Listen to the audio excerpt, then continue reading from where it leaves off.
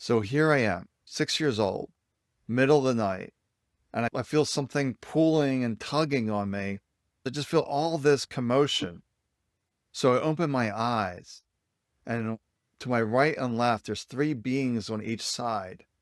They're removing tubes, they're removing stuff. 6 years old, dealing with head trauma, broken left arm, a broken left hip, nearly bled out.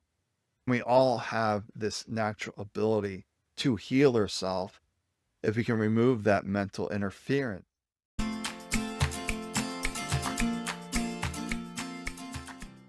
Hi, everybody. I hope you're doing well. So thanks for tuning in to the Vibrant Soul Society, The Conversations. I'm your host, Baba Sam, and they call me the Miracle Man.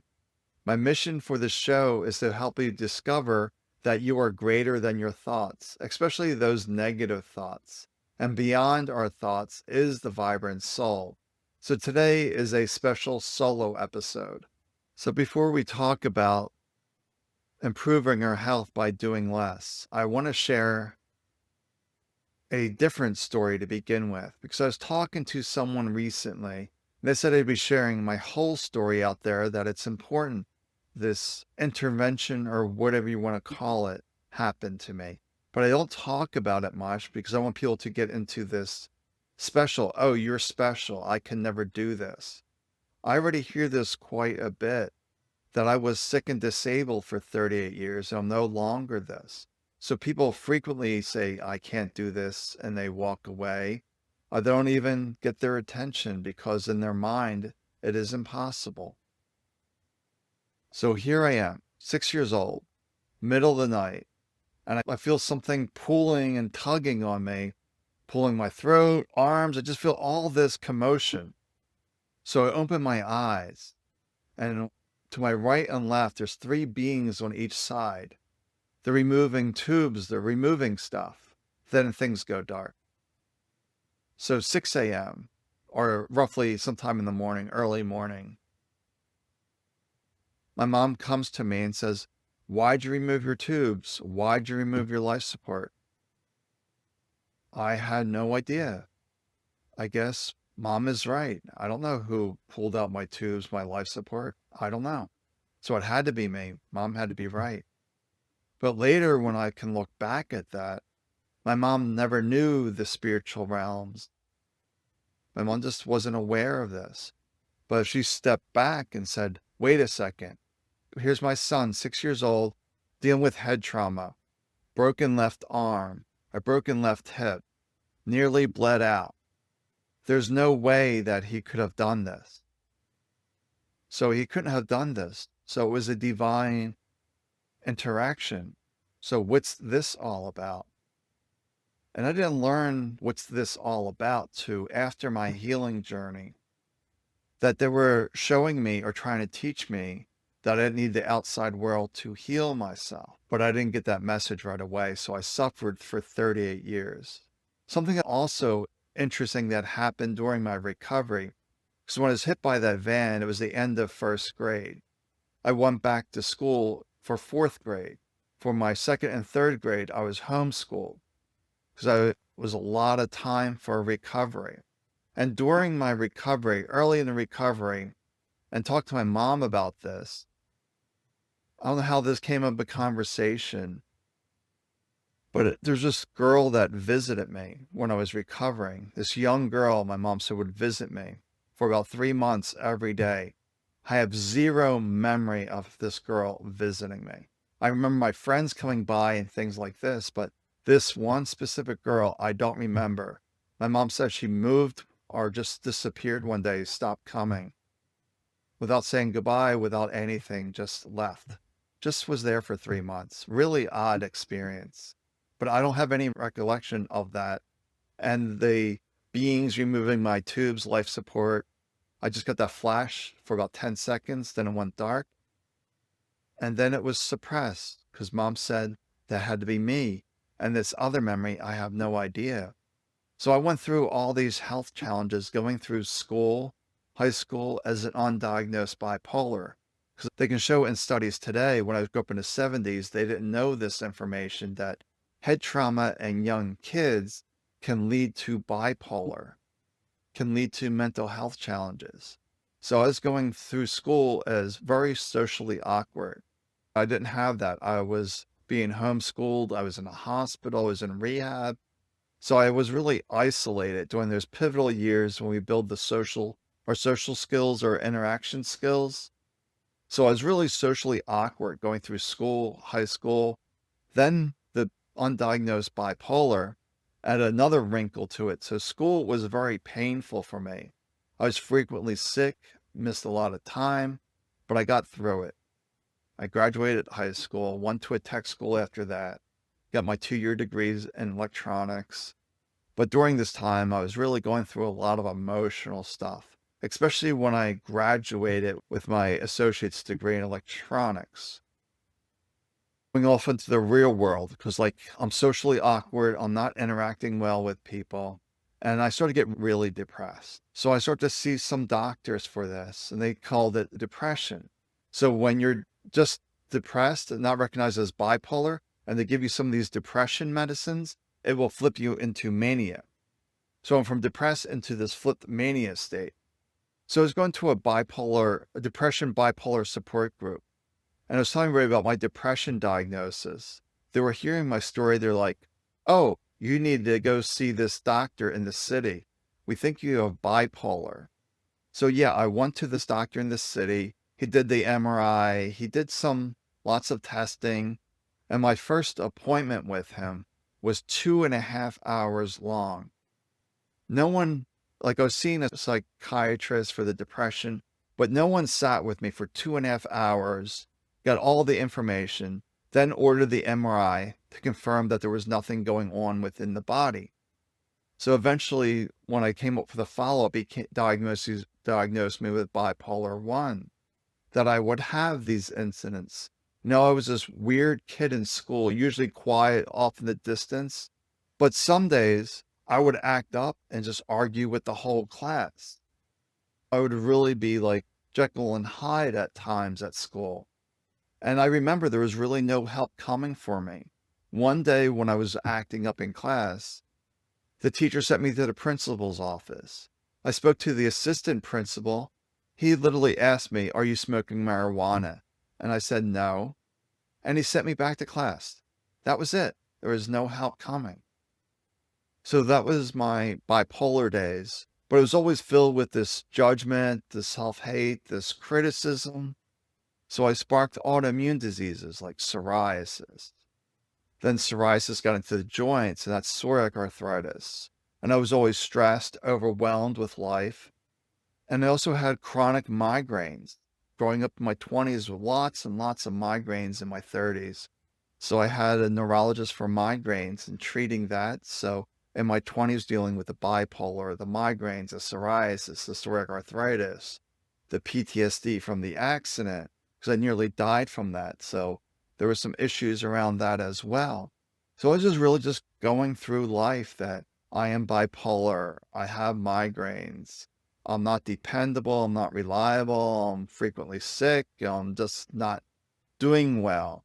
But I was stuck in this pattern of just being sick and mentally disabled. I was just going through this stuff. Then eventually at age 37, I lost the ability to walk.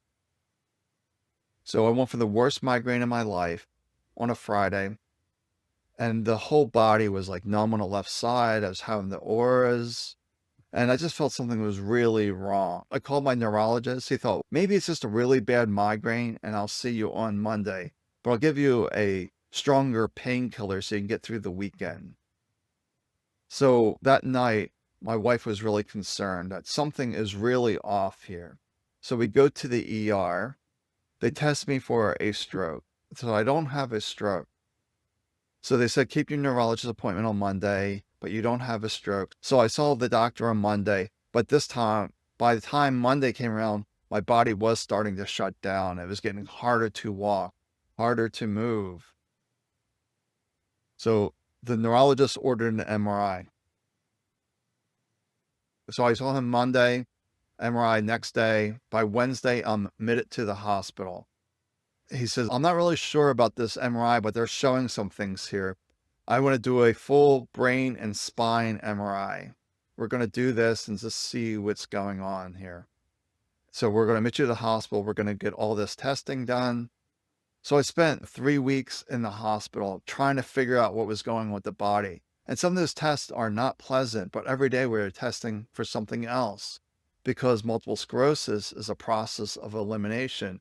So I was going through all these wild tests every day. So I was there for about 3 weeks, getting all this blood work, all these brain tests, and everything else they were doing to me at this hospital. It was just really a process, a really difficult process. So after 3 weeks, this doctor on the weekend comes in, a fill-in doctor. He just comes in casually, nonchalant, just looking over things, see how I'm doing. He says, "Oh, we've concluded that you have multiple sclerosis. We're going to ship you off to rehab this week. You're going to be okay. Don't worry." And he just left the room. Just like that. Just got up and left, say, "Oh, you have a mess. We'll put you in rehab. See you later. Bye." So now I'm being shipped off to rehab. I can't walk. I can barely see. My whole left side of the body is numb. I can't urinate even. I can barely see, like my one left eye is jumping around. The other eye is blurry. I'm a real mess. So I spent about 3, 4 weeks in rehab, teaching me how to function as a disabled man. So I go through the rehab. And one of the things that really got me at rehab and this kind of programming that we get into, I would literally do 5, 10 minutes of rehab exercises and said, "Oh, you must be tired. We're going to take you back to your room now. You can go lay down for an hour. Then we'll do a little more work." That was the process. 5, 10 minutes. You go lay down. We'll do another 5, 10 minutes. And that would eventually build up. But initially it was like so slow. And it would frequently say, "Oh, you must be tired." They weren't asking me. They were just following their protocol. And that was really frustrating to me. I wanted to figure out what was going on here, how to restore the body and all of these issues that I was having. After leaving rehab after 3, 4 weeks, I left in a wheelchair, had my walker. It was really difficult to get around. And I remember within a month or two, I was back in the hospital because I was having some issues. My balance was getting really bad. So they gave me this really intense steroid treatment for a week, maybe 2, and then I went back home after that. So eventually I worked myself up from the wheelchair to the walker, then eventually a quad cane. So I was getting around with a quad cane for a while. Then eventually I did go back to work at a part-time basis, but that was a real adventure because my eyesight wasn't great. I had to relearn basically how to drive because my perception was so different. Even initially when I was first starting to drive again, going 25 miles per hour, my brain was freaking out. That's one of the things with multiple sclerosis, the brain will slow down. Now trying to drive, my perception's all wild and stuff. So it took me a month or 2 of driving. Then I went to work on part-time and the work was far. But I did it. I pushed through it and got through it because that was just my nature. We just battle through things, whether it's bipolar, psoriasis, migraines. I just was resilient, just battled forward, usually with lots of medicine and things of that nature, but I was constantly being the MS warrior, being the battler, being the fighter, being resilient. So that's a long story, but that's really my healing journey. But when I look back at that, it seems really surreal that I went through all of that from age 6 to roughly age 42. So at age 40, 41, I guess it was when I went on that ghost hunt because I was a couch potato with MS. So I watched a lot of TV, watched ghost hunting shows, but I didn't know if they were real or fake. So I went on a ghost hunt, and during the ghost hunt, it was mostly boring. There's a few things, though, that did happen after some time, like somebody sitting right next to me that didn't have a body. That was the real of the big experience that got me to, oh, ghosts are real. I'm just sitting on the bench, then you feel somebody just sit next to you. You know, you can feel that impression of like somebody sitting down next to you. It's, oh, okay. Then just feeling that sense of dread come over me after that. So that's, okay, ghosts are real. I read a book from a medium because I speak to ghosts. But then eventually they talked about meditation. And one of the things in meditation was inner peace. I'm like, I need some inner peace. I'm so stressed out, so overwhelmed with life. So I'm just sitting there meditating, but I was under the impression that meditation means you stop thinking. So I'd sit there because there was really no instruction. It was a page and a half. I'm glad that meditation was only a page and a half. I was a bipolar with some OCD tendencies. So if you told me that there was rules to meditation, I've been so hyper focused on the rules, I would never have gotten out of the mind. Am I breathing right? Am I holding my hands right? Is my posture straight? I didn't have any of that. But I was under the impression, though, that meditation means you stop thinking. Newsflash, the mind never stops thinking. It just doesn't. If the mind stops thinking, the brain is dead. Just know that if you're going to be meditating or a mindfulness practice, the mind's going to occasionally think on at times. So I was sitting there meditating, mind thinking. Oh, stop thinking, mind thinking, stop thinking, mind thinking, stop thinking. I would really be telling my mind to stop thinking. Then about 3, 4 days, I realized, wait a second, that's a thought chasing a thought. So if I'm aware of my thoughts, I'm not my thoughts. If I'm not my thoughts, who am I? But this was a huge epiphany for me that I'm not my thoughts. Because I took my thoughts as true in my 20s and nearly killed myself twice. But they were really painful. The stories were, you're not good enough, you're not worthy enough, and all that. But that's basically it, to realize, okay, if I'm not my thoughts, then who am I? And I heard the voice one day say, perfect spirit. I'm like, that's it. My spirit is perfect. Your spirit is perfect. It's simply the body and mind that are damaged. And I felt this great sense of peace come over me. This really deep, profound sense of peace where I just knew all is well and all my health challenges were over. But then the body did have to restore itself. So this is where I really want to get into that becoming healthier is about doing less. It's not about using the mind to figure out things. Because the mind doesn't know. The mind is guessing based on past experiences. So you're doing all this stuff that doesn't make a difference. Seeing more doctors, taking more medicine, whatever it may be, the mind's having you chase. But once I got out of the mind, into my heart, into spirit, then I just followed the instructions from this deeper place. To do this, to do that, to do yoga. And my mind was on all sorts of protests that you can't do yoga, you're not flexible, you don't have balance, and all these stories. Yeah, that could be somewhat true, but I still signed up for yoga and I did yoga. So when I began yoga, it was very difficult and it was really a comedy when I first began, but I'm persistent. So I did my yoga using props, using whatever I needed to. I knew that I needed to do yoga to restore the body. So I did that. Then 6 months later of doing yoga, my balance was fine, no more cane. That night I began to taper off my medicine. I don't recommend this. You got to really do what's best for you. But I was tapering off my medicine because I knew that was my path. So I'm weaning off medicine, doing yoga, drinking more water, eating less meat, and I'm just following my own intuition. There was never a plan in my head that I'm going to use meditation to heal myself. Healing myself was off the radar. It was not in the picture because the mind had no clue of how to heal myself. So a lot of people are approaching healing from the mind, and that's a very difficult path because the mind doesn't know. We got to go beyond that mind and step into our vibrant soul.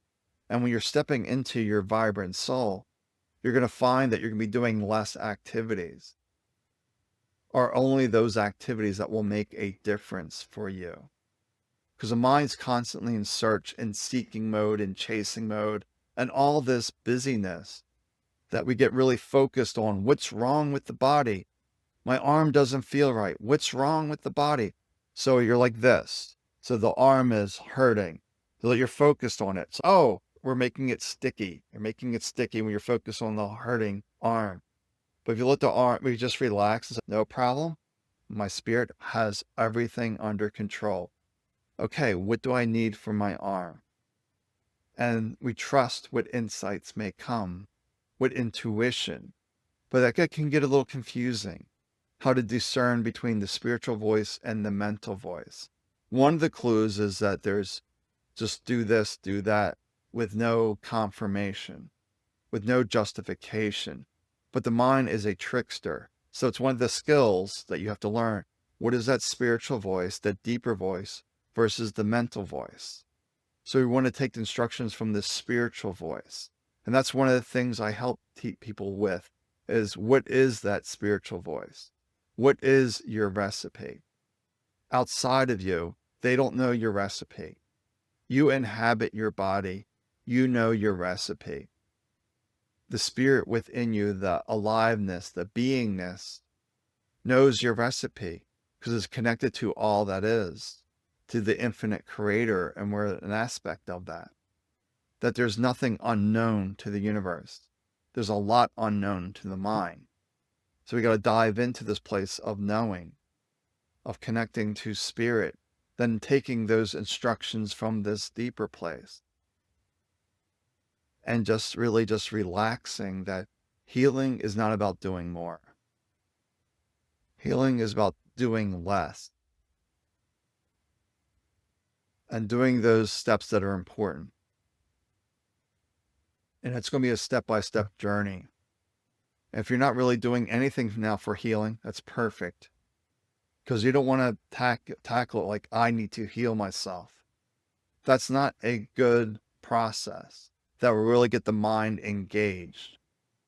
We don't want to keep the mind engaged. That's the mental interference. We want to relax and dive deeper into this place.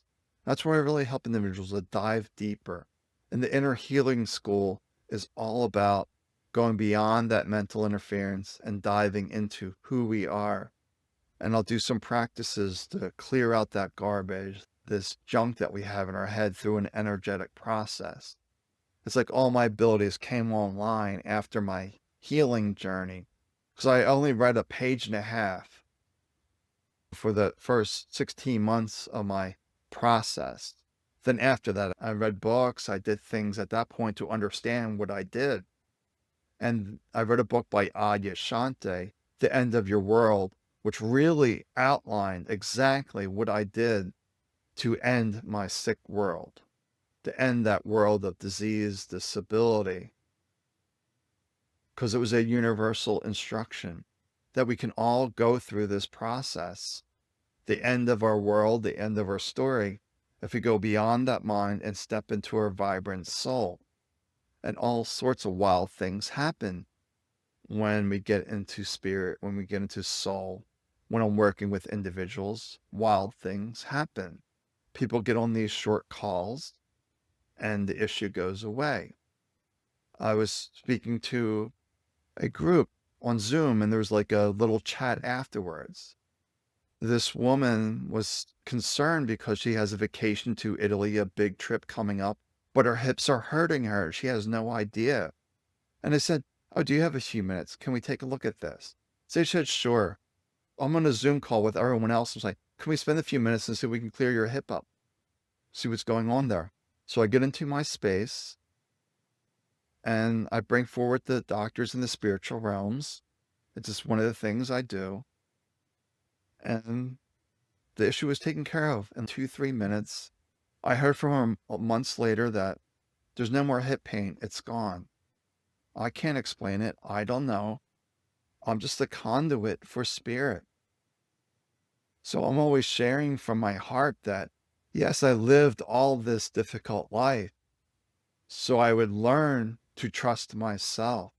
Ultimately, it was my responsibility to fix me by relaxing, by going beyond the thoughts, by stepping into who I am. And we all have this natural ability to heal ourselves if we can remove that mental interference. That's the key, if we can remove that interference. The mind's really engaged and it's fighting. Yeah, we can break through that, but it's going to take a little longer. But for some individuals, they're so identified with their thoughts, their identity, their persona, I can't really get through that. They're just really anchored in that this is me. They get this shell up until maybe they need that paranormal experience that I had. Because I was probably that mindset too. being sick and disabled for 30 years. Oh no, you can't heal me. Forget it. I got this for the rest of my life. I needed something to shift my reality and say, oh, there is something more here. I would encourage you to go to my website, Beyond Head Trash. There's a little pop-up there for an inner healer class. There's an inner healer activation in there. There's a little bit of a talk, some practices to quiet the mind, and it will make an impact on your life. And then I'm always here for questions, for one-on-one work. And then I have my inner healer school where a bunch of us come together once a week, or they watch the replays, and we do the lesson of the week, whatever it may be. I typically don't plan these out, just me being quiet and seeing what's to come through. So I do them all at various days and times throughout the week because I want a global audience. I want to make it work for Australia, Europe, US, wherever you are in the world. I want there to be an availability for a live class, but the recordings are just as powerful because there is no time and space. So take good care of yourself. I'm here if you need anything. Bye for now.